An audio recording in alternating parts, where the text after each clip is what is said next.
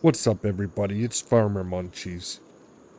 Today we're gonna do and start something totally new than usual. Something I've wanted to do for a long time now. I'm building an entire Farming Simulator 25 map from scratch. The map is gonna be called Shenandoah Ridge, inspired by the beautiful Shenandoah Valley in Virginia.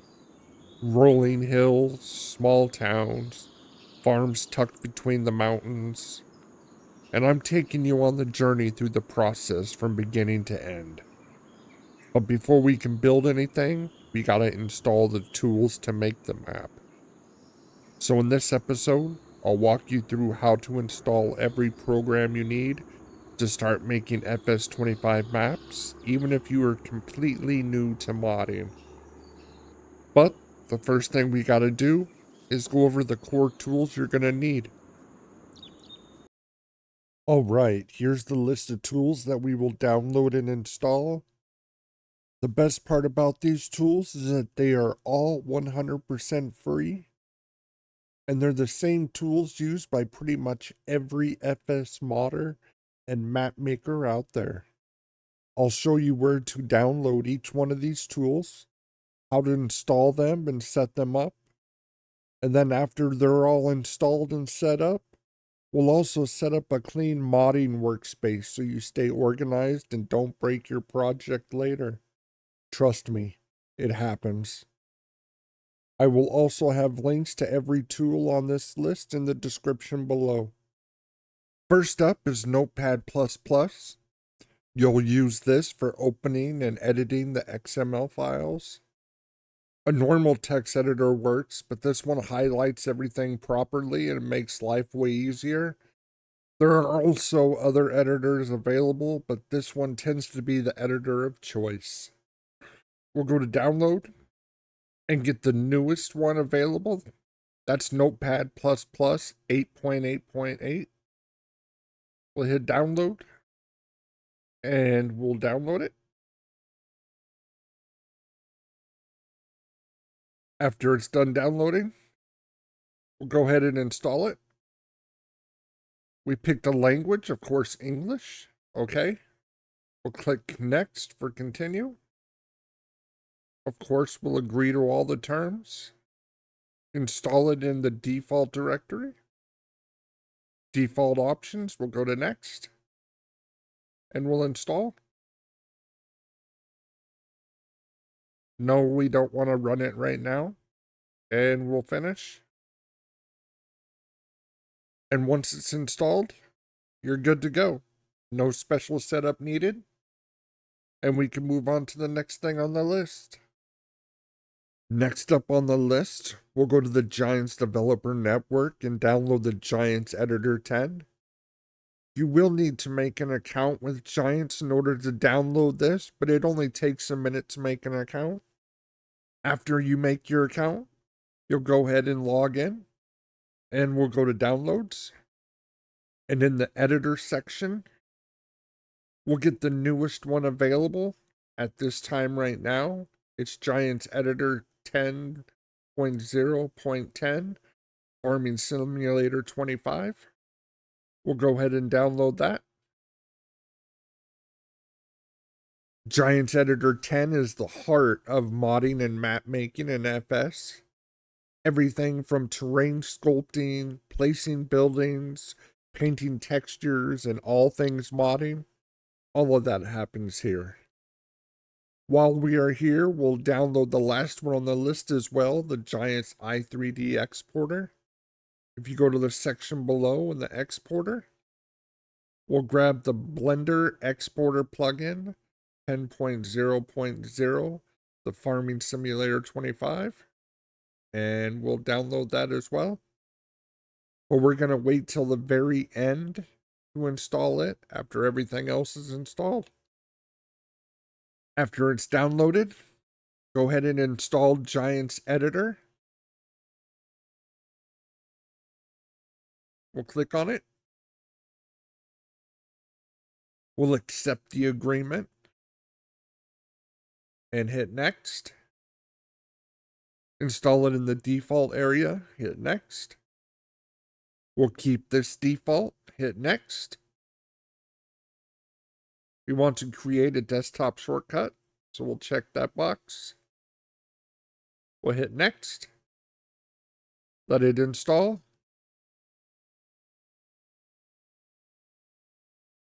We don't want to view the README. We don't want to run the application right now. And we'll click finish. And we got 2 down.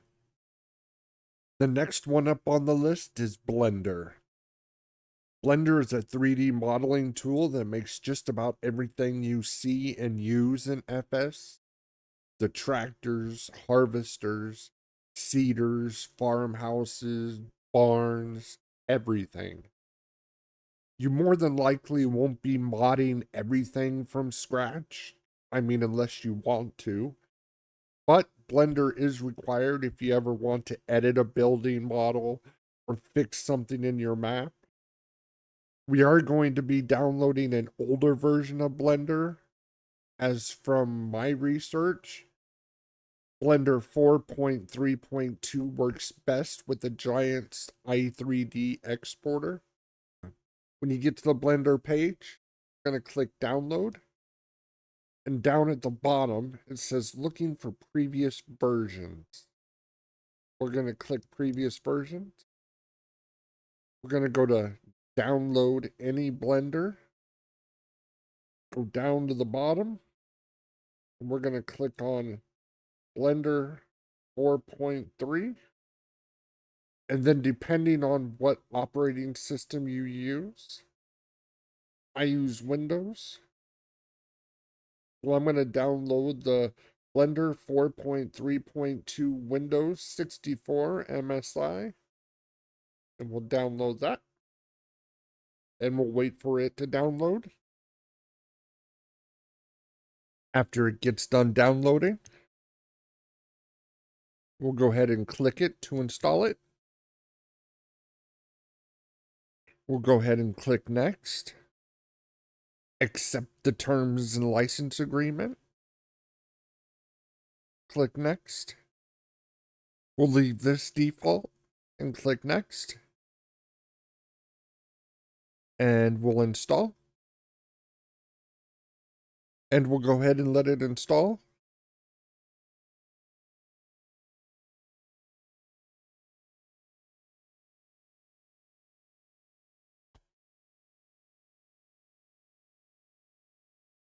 This will take a few minutes.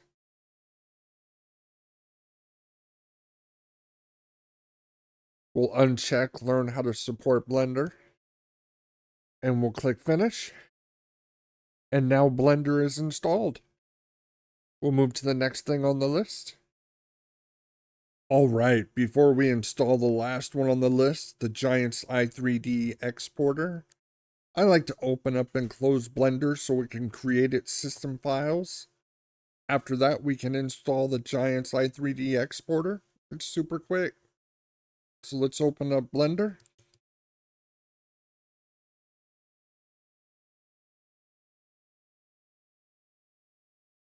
We'll click off.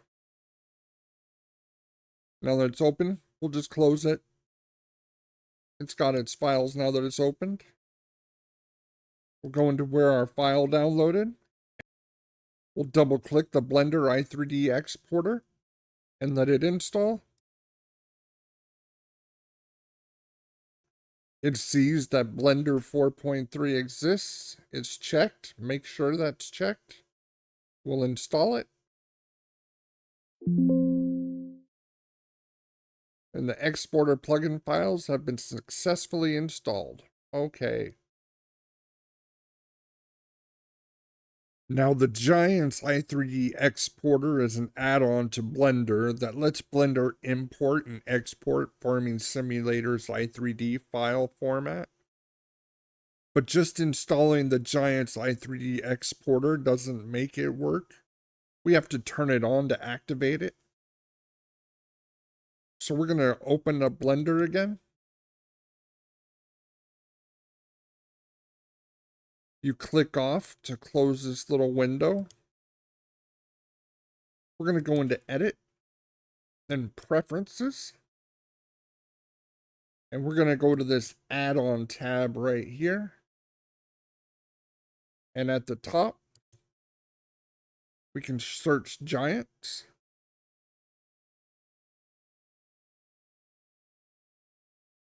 And you see the Giants i3D exporter pops up. We'll open this up.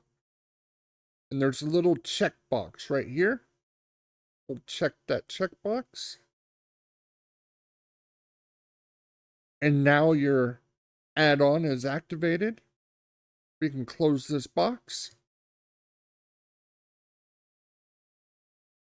And now, if you push N on your keyboard, you should have this little pop-up that pops out. And if it's successfully installed, we have this Giants i3D exporter right here. And we're good to go. We can close out of Blender.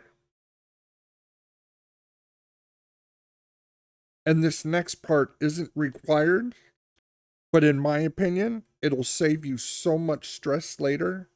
We're going to create a dedicated FS25 modding workspace on your desktop. Now you can make this folder wherever you want, wherever you feel comfortable with. I myself went under Users, and where your documents, downloads, videos, music is, I just made a folder called FS Modding Projects. And when I come in here, I made a folder called FS25 Maps. And this is where I keep all the sources for my map. I have a backup folder.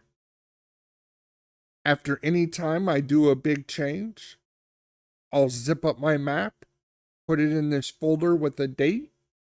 So if anything ever goes wrong, a corrupted file, code that goes wrong, anything that goes wrong with that map, I don't lose everything. I have a backup right here. I can throw this in, and I'm right back in business. Next to that, I have my maps folder. This is where my map is. Of course, I only have one map. That's all I'm working on right now. Next to that, I have notes. So anything I want to remember or write down, I keep all my notes for my map right here.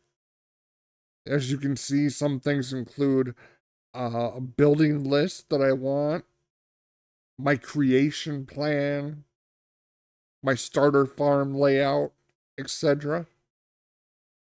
And the last one is references for my map. So pictures of the area that I want to recreate, whether it's pictures of your barns or the houses or the buildings or just the land in general, so you have an idea of where you're going with your map. It's not a bad idea. This is how I stay organized.